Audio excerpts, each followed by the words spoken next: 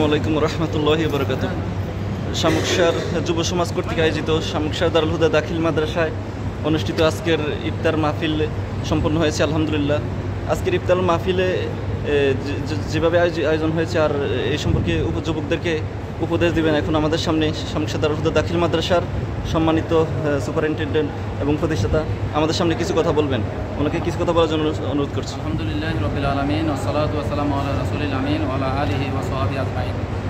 সম্মানিত উপস্থিতি, আজকে শামুকসার দারুল হুদা দাখিল মাদ্রাসার জামে মসজিদে মসজিদ মহল্লা কর্তৃক আয়োজিত যুব সমাজদের উদ্যোগে যে ইফতার আয়োজন করা হয়েছে অত্যন্ত প্রশংসনীয়, অনেক সুন্দরভাবে সব কিছু করা হয়েছে।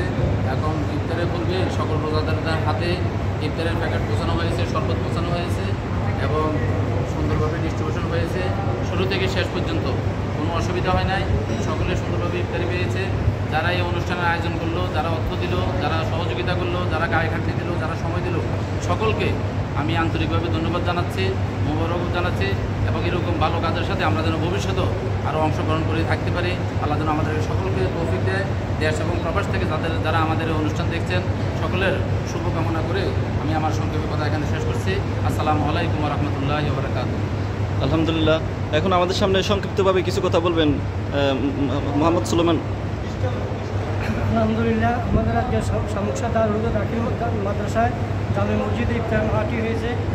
এলাকার যুব সমাজ এবং প্রবাসীদের উদ্যোগে যে ইফতার মাহফিল হয়েছে অত্যন্ত প্রশংসনীয়।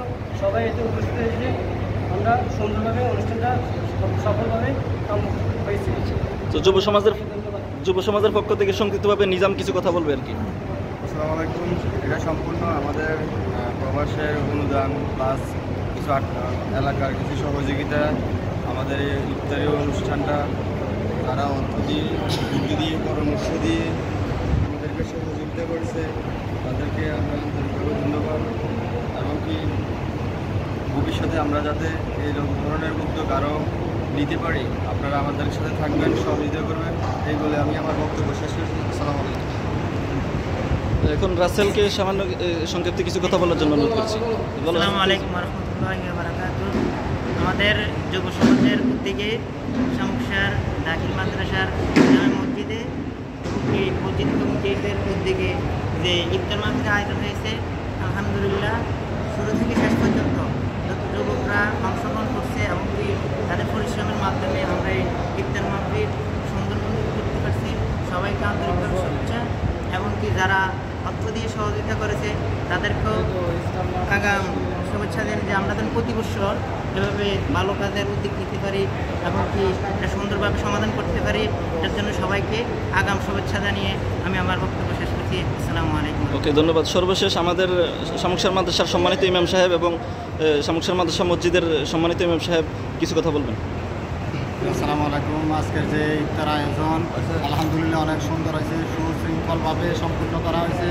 এজন্য আল্লাহ তাআলার কাছে যারা আয়োজন করছে উত্তম যা কামনা করি এবং সাফল্য কামনা করি, সফলতা কামনা করি, উত্তর বৃদ্ধি কামনা করে আমি এখানে সংক্ষিপ্ত আলোচনা এখানে শেষ করছি।